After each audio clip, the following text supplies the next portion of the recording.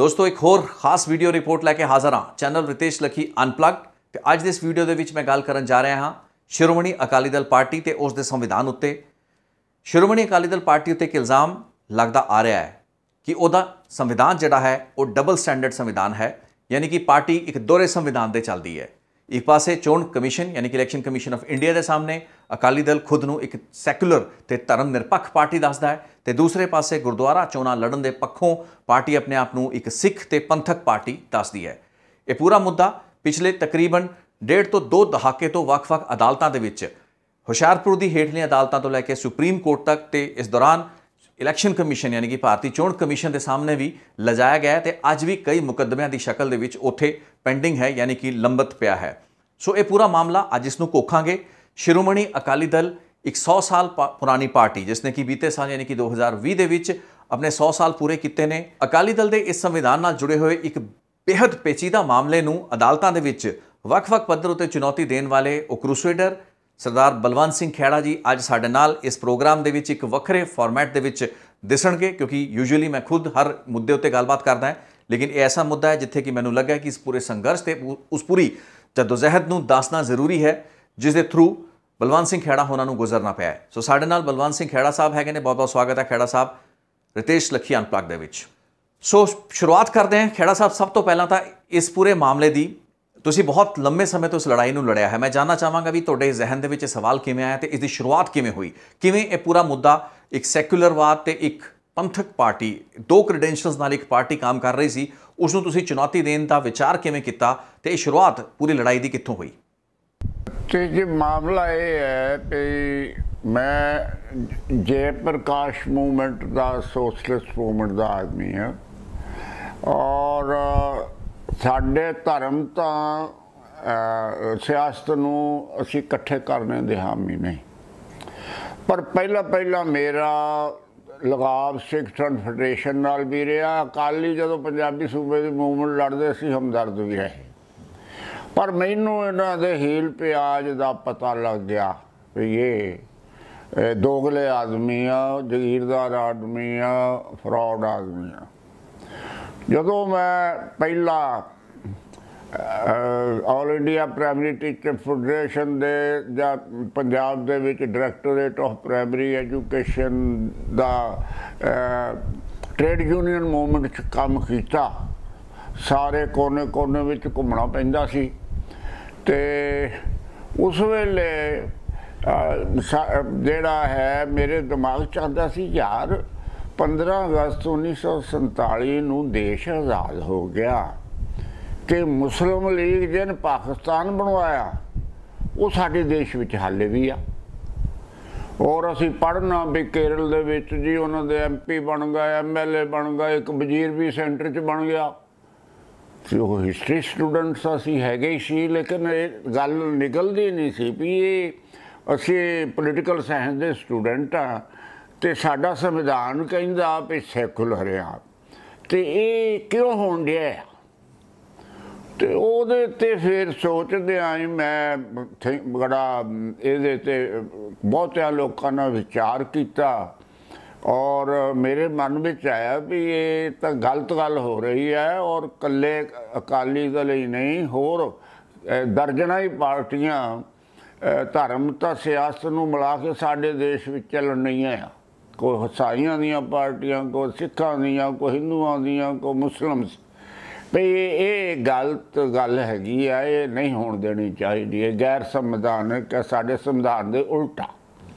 साहब इस दे नाल ही मैं भी जानना चाहांगा भी अकाली दल पिक्चर दे विच किवें आया, क्यों आया, क्योंकि देश दे विच होर भी बहुत सी पार्टियां इसे तरीके के किरदार नूं लैके या स्वरूप नूं लैके ਵੱਖ-ਵੱਖ लैवल ते खेड रही सन, धार्मिक भी सन ते दूसरे पासे वो सैकुलर भी सन, लेकिन अकाली दल नूं तुसीं क्यों चुनिया ते किवें उहनूं चुनौती दित्ती? टारगेट अकाली दल क्यों सी तुहाडा?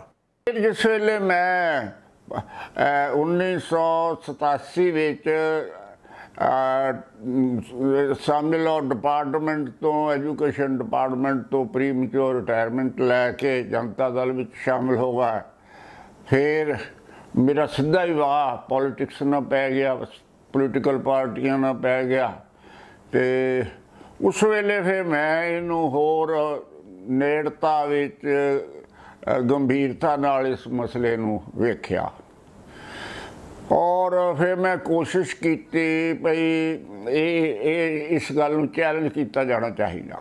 ਖਹਿਰਾ ਸਾਹਿਬ ਉਸ ਪੂਰੀ ਕਾਨੂੰਨੀ ਲੜਾਈ ਬਾਰੇ ਵੀ ਮੈਂ ਚਾਹਾਂਗਾ ਵੀ ਤੁਸੀਂ ਸਾਡੇ ਨਾਲ ਜਾਣਕਾਰੀ ਸਾਂਝੀ ਕਰੋ, ਜਿਹਦੇ ਤਹਿਤ ਕਿ ਸ਼ਾਇਦ ਤੁਸੀਂ ਪਹਿਲਾਂ ਸੁਪਰੀਮ ਕੋਰਟ ਗਏ ਸੀ, ਸੁਪਰੀਮ ਕੋਰਟ ਨੇ ਵਾਪਸ ਤੁਹਾਡਾ ਕੇਸ ਜਿਹੜਾ ਹੈ ਰੱਦ ਕਰਤਾ ਸੀ ਜਾਂ ਉਸ ਨੂੰ ਇਨਫਰੈਕਚੁਅਸ ਕਹਿਤਾ ਸੀ, ਉਹ ਕੀ ਹਾਲਾਤ ਸਨ, ਉਸ ਤੋਂ ਬਾਅਦ ਕਿਵੇਂ ਤੁਸੀਂ ਵਾਪਸ ਆਏ, ਉਹ ਪੂਰੀ ਜਿਹੜੀ ਲੜਾਈ ਹੈ ਉਤਲੀ ਅਦਾਲਤ ਤੋਂ ਤੁਸੀਂ ਯੂ ਸਟਾਰਟਡ ਟੌਪ ਡਾਊਨਵਰਡਸ ਉੱਤੋਂ ਸ਼ੁਰੂ ਕੀਤਾ ਤੇ ਮਾਮਲਾ ਫਿਰ ਥੱਲੇ ਹੁੰਦੇ ਹੁੰਦੇ ਹੁਸ਼ਿਆਰਪੁਰ ਦੀ ਅਦਾਲਤ ਵਿੱਚ, ਲੋਕਲ ਅਦਾਲਤ ਵਿੱਚ ਆਇਆ। ਉਹ ਪੂਰੀ ਕਹਾਣੀ ਥੋੜ੍ਹਾ ਜਿਹਾ ਦੱਸੋ ਸਾਡੇ ਦਰਸ਼ਕਾਂ ਨੂੰ। ਦਿੱਲੀ ਮੈਂ ਜਾਂਦਾ ਰਹਿੰਦਾ ਸੀ ਮਹੀਨੇ 'ਚ ਇੱਕ ਅੱਧੀ ਵਾਰੀ, ਕਿਉਂਕਿ ਮੇਰਾ servants of the people society ਦੇ ਨਾਲ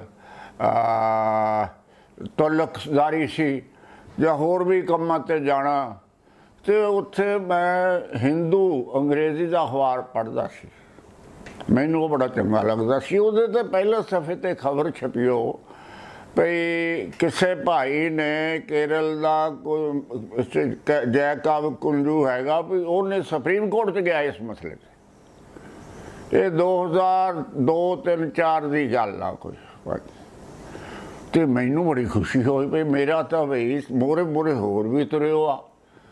ਤੇ ਫਿਰ ਮੈਂ ਉਹਦੀ ਟੋਲ ਕੀਤੀ, ਵਕੀਲ ਟੋਲੇ, ਉਹ ਭਾਈ ਨੂੰ ਮਿਲੇ, ਉਹ ਫਿਰ ਉਹਦੀ ਪਟੀਸ਼ਨ ਦੀ ਕਾਪੀ ਲਈ, ਤੇ ਫਿਰ ਸਮਝੋ ਵੀ ਮੈਨੂੰ ਬੜਾ ਤਸੱਲੀ ਹੋਈ ਵੀ ਮੈਂ ਇਕੱਲਾ ਹੀ ਨਹੀਂ, ਹੋਰ ਵੀ ਇਸ ਲਾਈਨ 'ਚ ਕੰਮ ਕਰਦੇ ਹੈਗੇ ਆ। ਤੇ ਅਸੀਂ ਫਿਰ ਮੈਂ ਪੰਜਾਬ ਦਾ ਹੋਣ ਕਰਕੇ ਅਕਾਲੀ ਦਲ ਬਾਰੇ ਮੈਨੂੰ ਜ਼ਿਆਦਾ ਪਤਾ ਸੀ, ਮੈਂ ਮਟੀਰੀਅਲ ਇਕੱਠਾ ਕਰਨਾ ਸ਼ੁਰੂ ਕਰ ਦਿੱਤਾ। ਤਾਂ ਉਹਦੇ ਵਿੱਚ ਫਿਰ ਮੈਂ ਐਪਲੀਕੇਸ਼ਨਾਂ ਜਾਂ ਦਰਖਾਸਤਾਂ ਇਲੈਕਸ਼ਨ ਕਮਿਸ਼ਨ ਨੂੰ ਕੋਈ 10-15 ਲਿਖੀਆਂ, ਤੇ ਉਹਨੇ ਆਏ ਬਾਈ ਸ਼ਾਹੀ ਕਰ ਦੇਣਾ, ਕੋਈ ਜਵਾਬ ਨਾ ਦੇਣਾ। ਤੇ ਫਿਰ ਮੈਂ ਪਟੀਸ਼ਨ ਪਵਾਈ ਉੱਥੇ ਐਡਵੋਕੇਟ ਕਰਕੇ, ਤੇ ਉਹਦਾ ਵੀ ਉਹਨਾਂ ਨੇ ਕੋਈ ਇੱਦਾਂ ਹੀ ਆਈ ਬਾਈ ਸ਼ਾਹੀ ਕਰੀ ਜਾਣ। ਮੈਂ ਕਿਹਾ ਯਾਰ ਕੁਛ ਨਹੀਂ ਗੱਲ ਬਣੀ। ਫਿਰ ਰਾਸ਼ਟਰਪਤੀ ਨੂੰ ਚਿੱਠੀ ਲਿਖੀ, ਉਹਦਾ ਵੀ ਜਵਾਬ ਆਇਆ ਹੈ ਵੀ ਕਰੋ, ਇਹ ਦੇਖਦੇ ਕਿਉਂ ਨਹੀਂ। ਤਾਂ ਇਹ ਇਲੈਕਸ਼ਨ ਵਿੱਚ ਟਰਕਾਈ ਜਾਵੇ, ਟਰਕਾਇਆ। 5.5-7 ਸਾਲ ਇੱਦਾਂ ਹੀ ਜਾਇ ਹੋਈ ਯਾਰ, ਜਾਇਜ਼ ਮਾਮਲਾ, ਸ਼ਿਕਾਇਤਾਂ ਮੈਂ ਇੰਨੀਆਂ ਕੀਤੀਆਂ, ਪੌੜੀਆਂ ਘਸਾ ਦਿੱਤੀਆਂ ਇਲੈਕਸ਼ਨ ਕਮਿਸ਼ਨ ਦੀਆਂ ਜਾ ਕੇ, ਵੀ ਕੋਈ ਗੱਲ ਬਣਦੀ ਨਹੀਂ।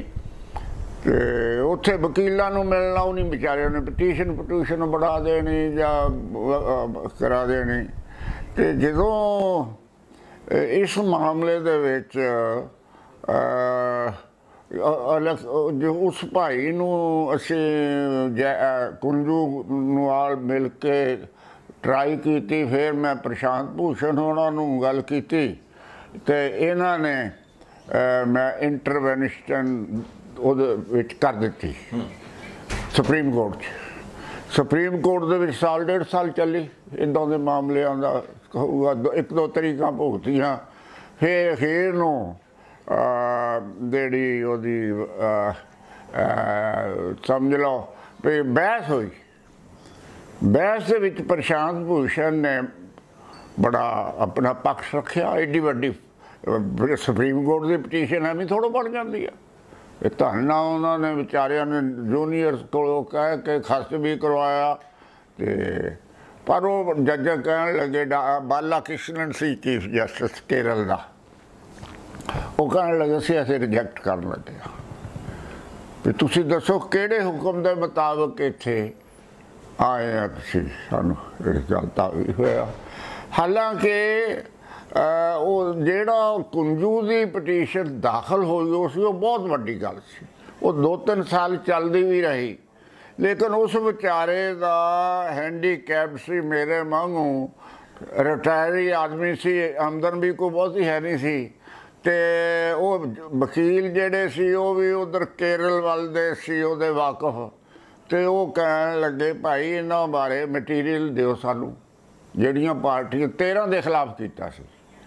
ਤੇ ਹੁਣ 13 ਦਾ ਮਟੀਰੀਅਲ, ਕੋਈ ਗੁਹਾਟੀ ਦੀ ਪਾਰਟੀ, ਕੋਈ ਮਦਰਾਸ ਦੀ ਪਾਰਟੀ, ਕੋਈ ਪੰਜਾਬ ਦੀ ਪਾਰਟੀ, ਤੇ ਉਹ ਫਿਰ ਇਨਫਰੈਕਚੁਅਸ ਹੋ ਗਈ, ਮਤਲਬ ਡਿਸਮਿਸ ਨਹੀਂ ਹੋਈ, ਇਨਫਰੈਕਚੁਅਸ ਹੋ ਗਈ। ਫਿਰ ਮੇਰੇ ਦਿਮਾਗ 'ਚ ਆਇਆ ਵੀ ਸਾਰਿਆਂ ਦੇ ਨਾਲ ਪੰਗਾ ਲੈਣ ਦੀ ਬਜਾਏ ਇੱਕ ਦੇ ਦੁਆਲੇ ਹੋ, फिर असी क्योंकि पंजाब में मैनू बड़ा सौखा सी, इत्थे मैं चंडीगढ़ आना, GP संबित जाना, जो सारा ही मटीरियल इकट्ठा किया। खैरा साहब, इस RTI ने राइट टू इन्फॉर्मेशन एक्ट ने किड्डा क वड्डा मोड़ा लिया, क्योंकि मैं जिथे तक समझ पाया है, जिन्हें भी अपनी पहली मुलाकात है गलबात हुई है, एक बड़ी वड्डी चुनौती सी उस वक्त रिकॉर्ड हासिल करना, पार्टियां का रिकॉर्ड हासिल करना। रिकॉर्ड के बहुत सी चीज़ां साफ होंदियां ने, तुसीं भी बाद दे त्रुटियां जिहड़ियां सन उन्होंने कढ़िया, निशानदेही करके अदालतां दे विच उन्होंने चुनौती दी। लेकिन RTI या सूचना की जिहड़ी कमी पहलां होया करदी सी, या बाद दे विच RTI तो बाद चीज़ां होर सुखालियां होईयां, उन्होंने किवें तुहाडी इस पूरे संघर्ष दे विच मदद की या चुनौती बणियां? असी एक बारी गुरुद्वारा इलैक्शन के दफ्तर 23 इत्थे चले गए, जोड़ा 23 सैक्टर में होंदा सी गुरुद्वारा इलैक्शन पंजाब GEC, जोड़ा IGPC दियां चोणां करांदा। उत्थे वेख्या ते ओह 5-4 क्लर्क लोर चेयरमैन ते ओह साडे बेचारे बड़े हमदर्द देखिया भी श्रोमणी अकाली दल एक फाइल से विधान पिया पंजाबी विच, वो असी वेख्या ते फिर आपस विच ही सलाह की। मैं कहा ये कापी करवा लो फटाफट। वो फिर इन्होंने खरे RTI या उदों किदा करवाई, वो कापी लै ली, उन्हें सानू हैल्पफुल होए बेचारे गुरुद्वारा इलैक्शन पे, उन्होंने की पता की दिलचस्पी आ। और वो कापी जी सी 2003 विच चिट्ठी लिखी सी प्रकाश सिंह बादल ने अपने गुरुद्वारा इलैक्शन कमीशन को, IGPC दियां चोणां लगनियां, असी अपना संविधान भेज रहे हैं, आ साडे ऑफिस बेरर दा ते सानू मंजूरी दी जाए, समथिंग लाइक दैट। वो कापी साडे को आ गई ऑफिशियल, सानू वो खजाना मिल गया एक तरीके का, वो साडा बेस बन गया।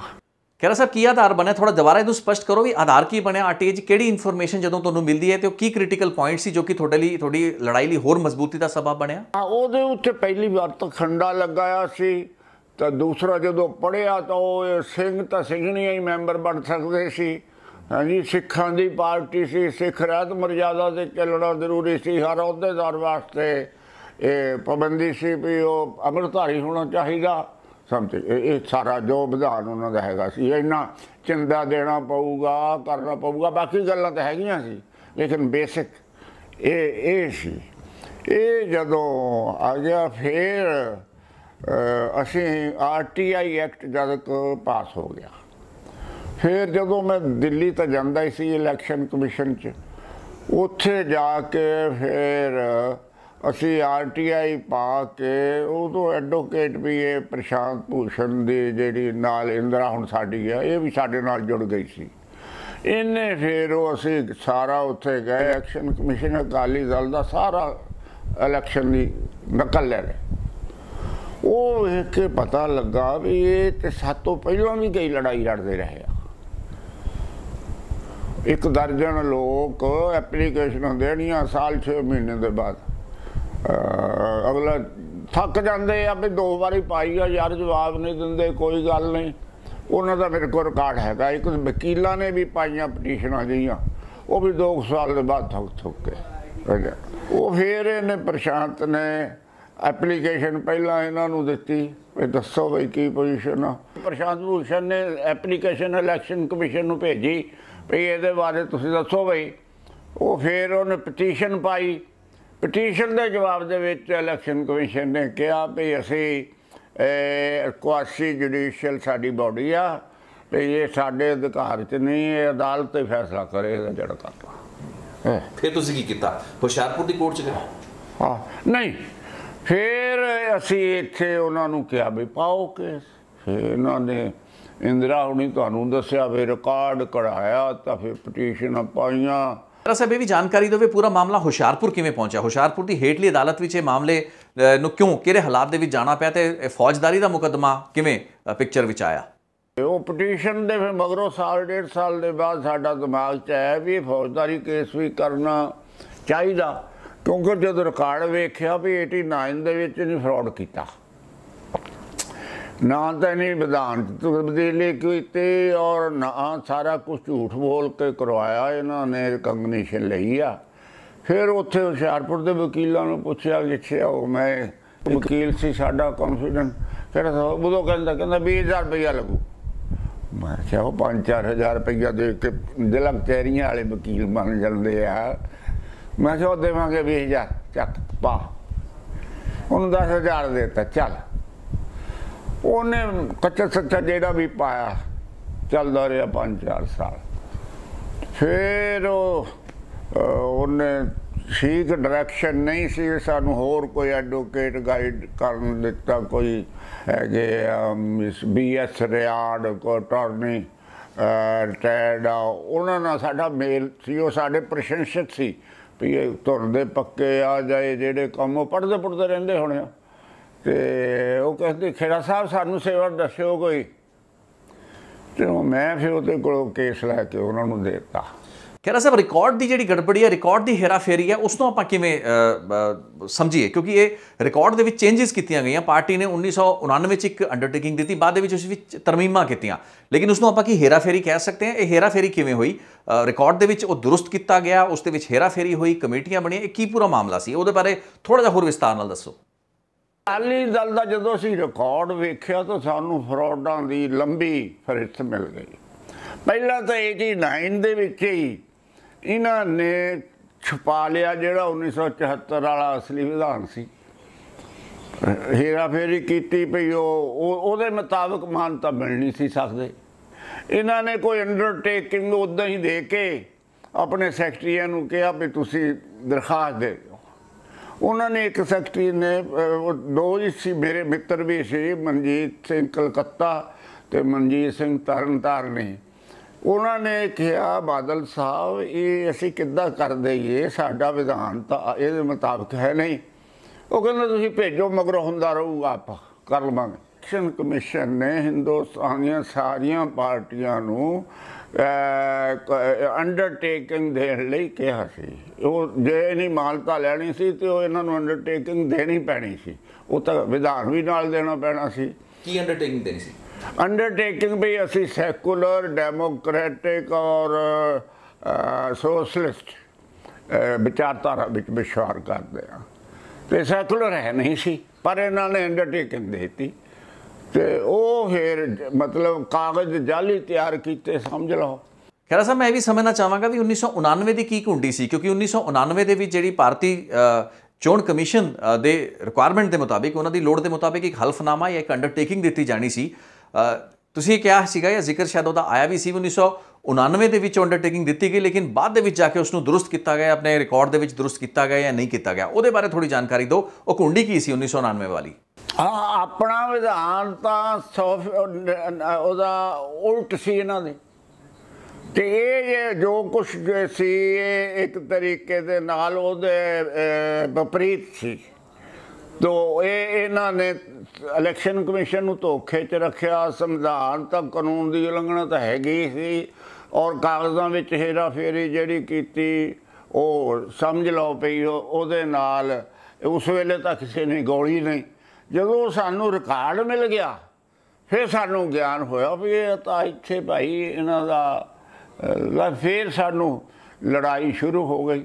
ਫਿਰ ਇਹਨਾਂ ਦੀਆਂ ਅਸੀਂ ਕਈ ਦਰਖਾਸਤਾਂ, ਪਟੀਸ਼ਨਾਂ, 95 ਦਾ ਮੋਗੇ ਕਾਨਫਰੰਸ ਦੇ ਵਿੱਚ ਇਹਨਾਂ ਨੇ ਉੱਦਾਂ ਹੀ ਐਲਾਨ ਕਰ ਦਿੱਤਾ ਵੀ ਪੰਜਾਬੀ ਪਾਰਟੀ ਬਣ ਗਏ। ਹਲੇ ਵਿਧਾਨ ਦੀ ਕੋਈ ਮੀਟਿੰਗ ਹੀ ਨਹੀਂ ਕੀਤੀ ਤਾਂ ਉਹਦੇ ਵਿੱਚ ਫਿਰ ਵਿਧਾਨ ਦੇ ਮੁਤਾਬਕ, ਸੰਵਿਧਾਨ ਮੁਤਾਬਕ 2/3 ਮੈਂਬਰ ਹੋਣੇ ਚਾਹੀਦੇ ਆ, ਤਾਂ ਤੁਸੀਂ ਇੱਕ ਲਾਈਨ, ਇੱਕ ਲਫ਼ਜ਼ ਬਦਲ ਸਕਦੇ ਆ। ਇਹਨੇ ਸਾਰਾ ਵਿਧਾਨ ਨਹੀਂ ਬਦਲ ਦਿੱਤਾ ਟੋਟਲੀ, ਔਰ ਬਗੈਰ ਮੀਟਿੰਗ ਦੇ ਬਦਲ ਦਿੱਤਾ।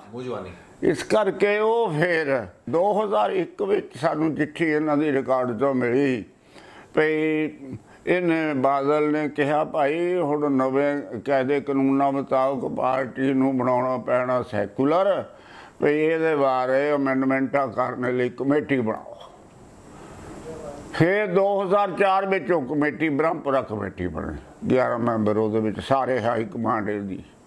3000 ਨੂੰ ਇਹ ਬਰਾਬਰ ਤੇ ਉਹ ਪੁਰਾਣਾ ਵਿਧਾਨ ਵੀ ਦੇ ਰਿਹਾ ਸੀ ਇਲੈਕਸ਼ਨ ਕਮਿਸ਼ਨ ਨੂੰ ਇੱਥੇ ਚੰਡੀਗੜ੍ਹ ਪੈਰਲਲ। ਉਹ ਵੀ ਸਟੈਚੂਰੀ ਬੋਡੀ ਆ ਗੁਰਦੁਆਰਾ ਇਲੈਕਸ਼ਨ ਕਮਿਸ਼ਨ ਨੂੰ।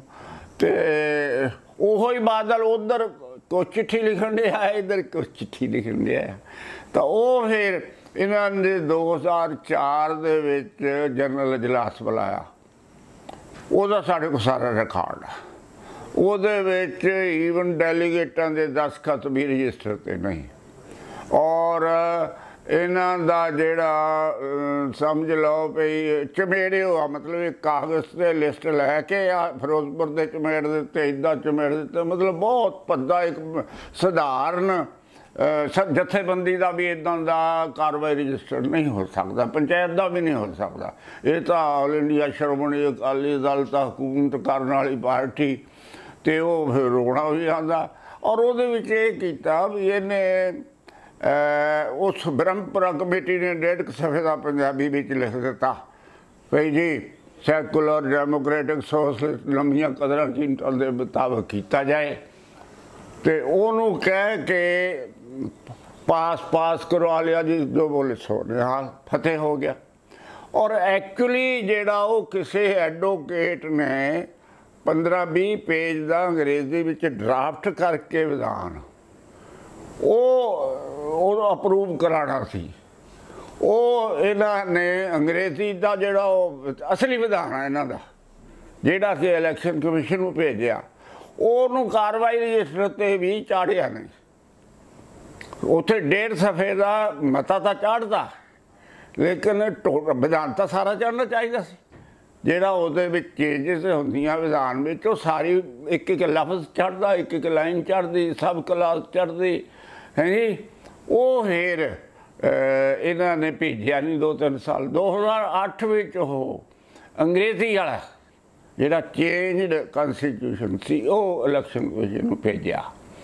ਉਹ ਸਾਡੇ ਕੋਲ ਉਹ ਵੀ ਮਿਲ ਗਿਆ, ਸਾਰੇ ਮਿਲ ਗਏ। ਖਹਿਰਾ ਸਾਹਿਬ, ਹੁਸ਼ਿਆਰਪੁਰ ਦੀ ਅਦਾਲਤ ਦੇ ਵਿੱਚ ਇਹ ਮਾਮਲਾ ਉਹ ਕਿੰਨਾ ਮਜ਼ਬੂਤ ਮਾਮਲਾ, ਉਸ ਨੂੰ ਤੁਸੀਂ ਜ਼ਿਆਦਾ ਫੌਜਦਾਰੀ ਦਾ ਮੁਕੱਦਮਾ ਬਣਾਇਆ ਹੈ, ਲੇਕਿਨ ਉਸ ਨੂੰ ਤੁਸੀਂ ਕਾਫੀ ਪੁਖਤਾ ਕੇਸ ਮੰਨਦੇ ਹੋ, ਕਿਉਂਕਿ ਇੱਕ ਪਾਸੇ ਸੁਪਰੀਮ ਕੋਰਟ ਨੇ ਜਿਹੜੇ ਪ੍ਰਿੰਸੀਪਲ ਦੇ ਉੱਤੇ, ਲਾਅ ਪੁਆਇੰਟ ਦੇ ਉੱਤੇ ਕੇਸ ਸੁਣਾਉਣਾ ਹੈ, ਲੇਕਿਨ ਇੱਥੇ ਇੱਕ ਵੱਖਰੇ ਕਿਸਮ ਦਾ ਰਿਕਾਰਡ ਦੇ ਵਿੱਚ ਗੜਬੜੀ ਹੈ, ਉਹਦੇ ਵਿੱਚ ਜਿਹੜੀ ਤੁਸੀਂ ਕਮੀਆਂ ਖਾਮੀਆਂ ਜਾਂ ਜਿਹੜੇ ਵੀ ਫੋਰਜਿੰਗ ਹੋਈ ਜਾਂ ਇਸ ਕਿਸਮ ਦੀ ਫੈਬਰੀਕੇਸ਼ਨ ਕੁਝ ਰਿਕਾਰਡ ਦੇ ਨਾਲ ਟੈਂਪਰਿੰਗ ਕੀਤੀ, ਉਹ ਸਾਰੀਆਂ ਗੱਲਾਂ ਬਾਤਾਂ ਨੇ, ਉਹਨੂੰ ਕਿੰਨਾ ਪੁਖਤਾ ਮੰਨਦੇ ਹੋ ਤੁਸੀਂ? ਹੁਸ਼ਿਆਰਪੁਰ ਵਾਲੇ ਕੇਸ ਦੇ ਵਿੱਚ ਤਾਂ ਵਕੀਲਾਂ ਨੇ ਕਿਹਾ ਫਰਾਡ ਦੇ ਕੇਸ ਵਿੱਚ ਫਸਦੇ ਆ, ਤੇ ਉਹਨੇ ਕੇਸ ਉੱਥੇ ਪਾ ਦਿੱਤਾ। ਉਸ ਵੇਲੇ ਸਾਨੂੰ ਇੰਨਾ ਨਹੀਂ ਸੀ ਪਤਾ, ਲੇਕਿਨ ਵਕੀਲ ਨੇ ਰਿਕਾਰਡ ਵੇਖ ਕੇ ਉਹਨੇ ਇਹੀ ਕਿਹਾ ਵੀ ਜੀ ਇਹ ਇੱਥੇ ਇਹਨਾਂ ਚੋਣਾਂ ਲਈ ਇਹ ਵਿਧਾਨ ਵਰਤਦੇ ਆ, ਅਤੇ ਸੈਕੂਲਰ ਚੋਣਾਂ ਲਈ ਆਹ ਵਿਧਾਨ ਵਰਤਦੇ ਆ, ਇਹ ਦੋਹਰਾ ਵਿਧਾਨ ਵਰਤਦੇ ਆ, ਇਹ ਭਾਰਤ ਦੇ ਕਾਨੂੰਨ ਨਾਲ, ਸੰਵਿਧਾਨ ਨਾਲ ਫਰਾਡ ਆ, ਇਸ ਤਰ੍ਹਾਂ ਦਾ ਉਹ ਕੇਸ ਪਾਤਾ। ਖਹਿਰਾ ਸਾਹਿਬ, ਮਨਜੀਤ ਸਿੰਘ ਤਰਨਤਾਰਨੀ ਜਿਹੜੇ ਕਿ ਇੱਕ ਸਕੱਤਰ ਹੋਇਆ ਕਰਦੇ ਸੀ 1999 ਦੇ ਵਿੱਚ, ਉਹਨਾਂ ਦੀ ਮੌਜੂਦਗੀ ਆ, ਉਹਨਾਂ ਦੀ ਗਵਾਹੀ ਜਿਹੜੀ ਹੈ ਉਹ ਹੁਸ਼ਿਆਰਪੁਰ ਦੀ ਹੇਠਲੀ ਅਦਾਲਤ ਵਿੱਚ ਕਾਫੀ ਅਹਿਮ ਸੀ, ਜੋ ਕਿ ਤੁਹਾਡੇ ਹੱਕ ਵਿੱਚ ਭੁਗਤੀ। ਉਹ ਦੱਸੋ ਪੂਰਾ ਘਟਨਾਕ੍ਰਮ ਕੀ ਸੀ, ਕਿਉਂਕਿ ਤਰਨਤਾਰਨੀ ਹੋਣਾ ਦਾ ਬਿਆਨ ਕਾਫੀ ਅਹਿਮ ਜਾਪਦਾ ਹੈ। ਮਨਜੀਤ ਸਿੰਘ ਤਰਨਤਾਰਨੀ गुरमुख आदमी है और पुराना अकाली है, और उस वेले 89 ਦੇ ਵਿੱਚ ਉਹ ਸ਼੍ਰੋਮਣੀ ਅਕਾਲੀ ਦਲ ਦਾ ਸੈਕਟਰੀ ਸੀ। परमात्मा ने साडे ते मेहरबानी की, को पता किया अंबरसर का सी, ते असीं उन्होंने बेनती की, वो कहंदा मैं आवांगा। फिर किसी दोस्त की ड्यूटी लाई भी गड्डी लैके पैसे देवांगे भाई तुसीं इहनूं लियाओ, उन्हें लिया के सही गल जिद्दां सी भी मैं सैकटरी सी और मेरे सामने सब कुछ होया। बादल साहब ने सानू हदायत की, असी पॉइंट आउट किया भी साडा संविधान ये अलाउ नहीं करता, पर वो कहते भी असी मगरों ठीक कर लवांगे, तुसीं भेजण दी करो। उन्हें सही मतलब गल पेश, और अपना पुराना विधान भी लैके आया 1974 वाला, कहंदा साडा विधान कोर्ट दे विच गवाही दित्ती है। हाँ मोनिका शर्मा जिन्हें हुण ऑर्डर किया जिहड़ा स्टे किया 2 तारीख आ हुण। खैरा साहब, असीं आस करते हैं भी तुसीं तुहाडी सेहत पक्षों तंदुरुस्त रहो, लेकिन उम्र का जो तकाजा कहता है तो बीते 2 दहाकिਆਂ ਦੇ ਵਿੱਚ ਜਿਹੜੀ ਤੁਹਾਡਾ ਸੰਘਰਸ਼ ਰਿਹਾ ਹੈ, कि ਤੁਹਾਨੂੰ आस कोई है भी इस मामले ਦੇ ਵਿੱਚ ਸੁਪਰੀਮ ਕੋਰਟ ਦੇ ਵਿੱਚੋਂ ਇਨਸਾਫ ਮਿਲ ਪਾਏਗਾ, ਅਦਾਲਤਾਂ ਦੇ ਵਿੱਚ ਇਨਸਾਫ ਹੋ ਪਾਏਗਾ, ਕਿਉਂਕਿ ਬਹੁਤ ਰਸੂਖਦਾਰ ਤੇ ਬਹੁਤ ਹੀ ਤਨਾੜ ਜਿਹੜੀ ਪਾਰਟੀ ਅਕਾਲੀ ਦਲ ਅੱਜ ਦੀ ਤਰੀਕ ਦੇ ਵਿੱਚ ਹੈ। ਸੋ ਉਹ ਹਾਲਾਤਾਂ ਦੇ ਵਿੱਚ ਤੁਹਾਡੀ ਜਿਹੜੀ ਲੜਾਈ ਹੈ, ਇੱਕ ਇਕਲੌਤੀ ਲੜਾਈ ਹੈ। ਅਕਾਲੀ ਦਲ ਤਾਂ ਇਸ ਲੜਾਈ ਨੂੰ ਲੜਾਈ ਮੰਨ ਕੇ ਵੀ ਰਾਜੀ ਨਹੀਂ, ਉਹ ਤੁਹਾਨੂੰ ਇੱਕ ਸਰਫਿਰਾ ਕਰੈਕਟਰ ਮੰਨਦੇ ਨੇ। ਉਹ ਮੰਨਦੇ ਨਹੀਂ ਵੀ ਬਲਵੰਤ ਸਿੰਘ ਖੇੜਾ ਦੇ ਪੱਲੇ ਕੁਝ ਜ਼ਿਆਦਾ ਗੱਲਾਂ ਬਾਤਾਂ ਨੇ, ਤੁਸੀਂ ਅਦਾਲਤਾਂ ਦੇ ਵਿੱਚ ਆਪਣੀ ਲੜਾਈ ਲੜ ਰਹੇ ਹੋ। ਲੇਕਿਨ ਕੀ ਤੁਹਾਨੂੰ ਆਸ ਖੁਦ ਹੈ ਵੀ ਸਹੀ ਸਮਾਂ ਰਹਿੰਦਾ ਹੈ ਆਪਣੇ ਜਿਉਂਦਿਆਂ ਜੀ ਤੁਸੀਂ ਇਸ ਕੇਸ ਨੂੰ ਹੱਲ ਹੁੰਦਾ ਵੇਖੋਗੇ? ਕਿਉਂਕਿ ਜਿਸ ਤਰੀਕੇ ਨਾਲ ਇੱਕ ਤੋਂ ਬਾਅਦ ਇੱਕ ਪੇਸ਼ੀਆਂ ਜਾਂ ਤਰੀਕਾਂ ਦੇ ਦੌਰਾਨ ਸੁਪਰੀਮ ਕੋਰਟ ਨੇ ਇਸ ਕੇਸ ਨੂੰ ਲੰਮਾ ਪਾਇਆ ਹੈ, ਉਹ ਬਹੁਤ ਹੀ ਮੰਦਭਾਗਾ ਹੈ। ਲੇਕਿਨ ਆਸ ਹੈ ਤੁਹਾਨੂੰ ਵੀ ਮਾਮਲਾ ਸਿਰੇ ਚੜੇਗਾ? ਤੇ 100% ਤੀਸਰੀ ਯਕੀਨ ਆ ਵੀ ਉਹ ਸੱਚ ਰਹੇ। ਬਾਬਾ ਨਾਨਕ ਜਿਹੜਾ ਹੈ ਇਹ ਵੀ ਝੂਠਾ ਨਹੀਂ, ਸਾਡਾ ਸੰਵਿਧਾਨ ਵੀ ਝੂਠਾ ਨਹੀਂ, ਅਦਾਲਤਾਂ ਵੀ ਭਾਰਤ ਦੀਆਂ। ਹੁਣ ਰਮੰਨਾ ਜਿਹੜਾ ਨਵਾਂ ਚੀਫ ਜਸਟਿਸ ਆਇਆ, ਇਹਦੇ ਨਾਲ ਸਾਨੂੰ ਥੋੜ੍ਹੀ ਆਸ ਵੱਝਦੀ ਹੈ। ਕਈ ਵਾਰੀ ਉਮੀਦ ਜਾਗੀ, ਕਈ ਵਾਰੀ ਸਾਡੀ ਹਰ ਵਾਰੀ ਹੋਇਆ। ਅੱਜ ਵੀ ਮੈਂ ਐਡਵੋਕੇਟ ਨੂੰ ਇਹੀ ਕਹਿੰਦਾ, ਅਸੀਂ ਪੇਸ਼ ਵੀ ਹੋਏ ਦੋਨੋਂ ਪਟੀਸ਼ਨਰ, ਮਗਰੋਂ ਇੱਕ ਅਸੀਂ ਹੋਰ ਪਟੀਸ਼ਨਰ ਵੀ ਮੇਰੇ ਨਾਲ ਪਾਤਾ ਸੀ ਵੀ ਮੇਰੀ ਡੈਥ ਹੋ ਜਾਵੇ ਤਾਂ ਕੇਸ ਅਨਸਰਚਸ ਨਾ ਹੋ ਜਾਏ। ਉਹ ਸਾਡਾ ਪਾਰਟੀ ਦਾ ਲੀਡਰ ਸੀ ਓਮ ਸਿੰਘ ਸਟਿਆਣਾ, ਹੁਣ ਹੀ ਇਜ਼ ਅ ਕੋ ਪਟੀਸ਼ਨਰ। ਅਸੀਂ ਦੋਨੋਂ ਉੱਥੇ ਹਾਈ ਕੋਰਟ ਦੇ ਵਿੱਚ ਬੈਂਚ ਸਾਹਮਣੇ ਪੇਸ਼ ਹੋਏ। ਉਹਨੇ ਕਹਿ ਵੀ ਦਿੱਤਾ ਲਿਖੀ ਨਹੀਂ ਕਰੋ, ਉਹ ਫਿਰ ਖੱਟੇ ਪੈ ਜਾਂਦੀਆਂ, ਜਿੰਨੀ ਵਾਰ ਮਰਜ਼ੀ ਪਾਓ। ਇੱਕ ਵਾਰੀ ਫੈਸਲਾ ਰਾਖਵਾਂ ਰੱਖ ਲਿਆ। ਉਹ BBC ਕੋਈ ਚੀਫ ਜਸਟਿਸ ਜਦੋਂ ਪ੍ਰੋਨਾਊਂਸ ਕਰਨਾ ਸੀ, ਉਹ ਕਹਿੰਦੀ ਮੈਂ ਆਪਣੇ ਆਪ ਨੂੰ ਤੋਂ ਅਲੱਗ ਕਰਦੀ ਹਾਂ। ਮਤਲਬ ਬੜੇ ਉਤਰਾਅ ਚੜ੍ਹਾਏ ਤੁਸੀਂ। ਅਸੀਂ ਤਾਂ ਕਿਹਾ ਹੋ ਗਿਆ, ਸਮਥਿੰਗ ਵਿਲ ਹੈਪਨ। ਉਹ ਕਹਿੰਦੇ ਆਏ ਮੈਨੂੰ ਕੀ ਰੱਸੀ ਟਿਕਟ ਕੀ ਕਹਿੰਦੇ ਆ, ਅਸੀਂ ਆਪਣੇ ਆਪ ਨੂੰ ਮੈਂ ਰਿਕਿਊਜ਼ ਕਰ ਲਿਆ। ਉਹ ਫੇਰ ਲੰਬਾ ਪੈ ਗਿਆ ਸਾਡਾ। ਫੇਰ ਹੁਣ ਜਦੋਂ 8-10 ਸਾਲ ਚੱਲਿਆ, ਨਵਾਂ ਬੈਂਚ ਬੈਠਾ, ਇਹ ਕਹਿਣ ਲੱਗਾ ਵੀ ਜੀ ਇਹ ਬਹੁਤ ਵੱਡਾ ਇੰਨਾ ਮੈਟਰ ਕੌਣ ਪੜ੍ਹੇ, ਇਹਨੂੰ ਤੁਸੀਂ ਨਾ ਸਾਤੋਂ ਸਮਾਂ ਲੈ ਲਓ, ਇਹਨੂੰ ਬਰੀਕ ਕਰਕੇ ਨਵੇਂ ਢੰਗ ਨਾਲ ਬਣਾ ਕੇ ਦਿਓ।